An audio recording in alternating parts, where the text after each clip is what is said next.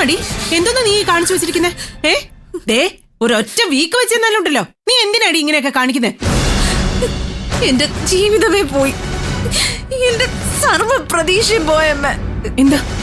എന്താടി കാര്യം? ഒന്ന് തുറന്നു പറ. എന്താ മോളെ?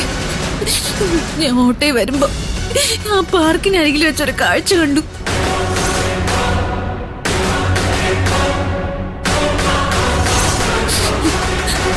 എന്താ സംഭവം എന്നറിയാം. ഞാൻ ഓട്ടോ ഇറങ്ങി ആ പാർക്കിനരികിലേക്ക് ചെന്നു. അപ്പൊ ഞാൻ കണ്ട കാഴ്ച എന്താണെന്നറിയോ?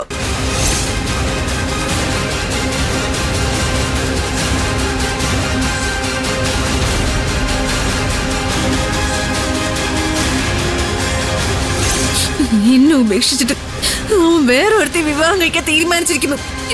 അമ്മ, ഇത് ഞാൻ എങ്ങനെ സഹിക്കുക? പറ്റില്ല, എനിക്കത് സമ്മതിച്ചു കൊടുക്കാൻ പറ്റില്ല. ഇത്ര പെട്ടെന്ന് പ്രണവ് അങ്ങനെ ഒരു ബന്ധം ഉണ്ടാക്കിയെടുത്തോ?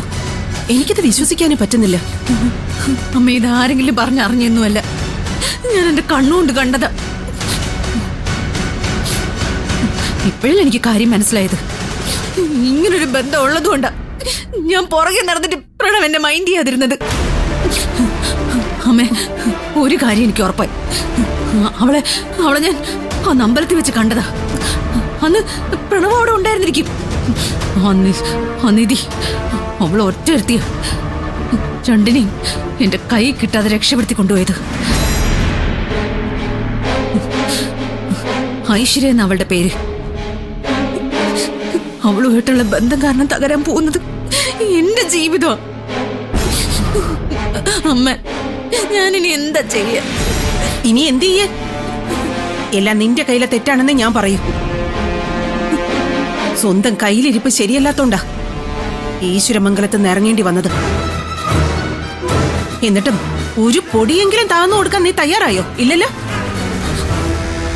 അവന്റെ മുന്നിൽ ചെന്ന് നിന്ന് വെല്ലുവിളിക്കുകയും ഭീഷണിപ്പെടുത്തുകയും ചെയ്ത നേരത്തിന് നല്ല അന്തസ്സായിട്ടൊന്ന് അഭിനയിക്കണമായിരുന്നു. തോറ്റുകൊടുത്തതായി തോന്നിപ്പിക്കണമായിരുന്നു. അതെങ്ങനെയാ? അപ്പോഴും നീ പുറപ്പുറത്തല്ലായിരുന്നോ? ഇനി പറഞ്ഞിട്ട് ഒരു കാര്യമില്ല. നിന്റെ എല്ലാ തോൽവിക്കും കാരണം നിന്റെ എടുത്തുചാട്ടോ. ബുദ്ധിയില്ലാത്തതിനായി പോയില്ലേ? അനുഭവിച്ചോ. അല്ലാതെ എന്ത് പറയാനാ? തോറ്റു അവസാനം നീ ഈ വീടിന്റെ മൂലയിൽ ഒതുങ്ങും, അതുറപ്പാ. അങ്ങനെയൊന്നും പ്രണവിനെ വിടാൻ ഞാൻ ഉദ്ദേശിച്ചിട്ടില്ലെങ്കിലോ?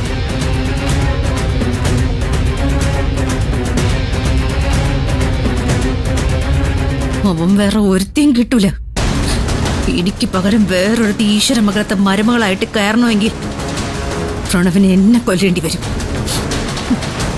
എനിക്ക് ജീവനുണ്ടെങ്കിൽ പ്രണവിന്റെ ഭാര്യയായി ഞാൻ ഈശ്വരമംഗലത്ത് കയറിയിരിക്കും, ഉറപ്പ്.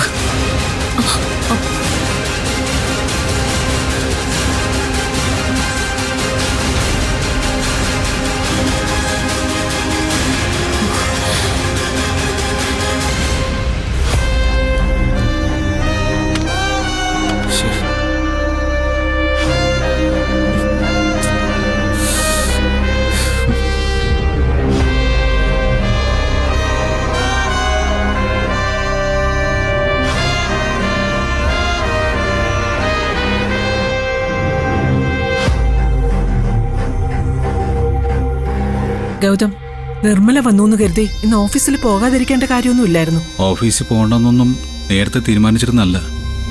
പക്ഷേ നിർമ്മലമ്മ വന്നു കഴിഞ്ഞ് മൂക്കിന് ബ്ലഡൊക്കെ വന്നു കഴിഞ്ഞപ്പോ എന്തോ മനസ്സിന് വല്ലാത്തൊരു അസ്വസ്ഥത.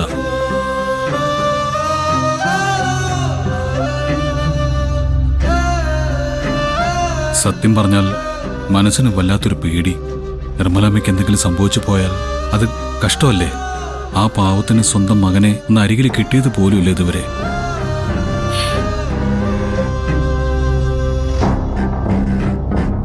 മരിക്കുന്നതിന് മുമ്പേ സ്വന്തം മകനെ ഒന്ന് അരികിൽ വേണമെന്ന് ആ അമ്മ വല്ലാതെ ആഗ്രഹിക്കുന്നുണ്ട്. ഒരുപക്ഷെ നിർമ്മലമ്മയുടെ മകനും ആ അമ്മയെ കണ്ടെത്തി അരികിൽ എത്തണമെന്ന് ആഗ്രഹിക്കാതിരിക്കുമോ? നീ ആവശ്യമില്ലാത്ത കാര്യങ്ങളൊന്നും ആലോചിക്കണ്ട.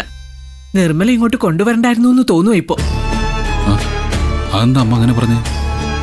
അതല്ല, ആശുപത്രിയിലായിരുന്നെങ്കിൽ എപ്പോഴും ഡോക്ടർമാരുടെയും നഴ്സുമാരുടെയും കണ്ണുണ്ടാവുമായിരുന്നല്ലോ, അതാ ഉദ്ദേശിച്ചത്. അമ്മ പറഞ്ഞത് ശരിയാ. നമുക്ക് ആശുപത്രിയിലേക്ക് മാറ്റിയല്ലോ നിധി. ഏയ് ആന്റി അങ്ങനെ ആശുപത്രിയിലൊന്നും കൊണ്ട് നിർത്താൻ പറ്റില്ല. അത് അപകടമാണ്. അപകടോ? എന്താ അപകടം? ആശുപത്രിയിൽ നിന്ന് എന്താ ആപത്ത് വരാനാ? ആ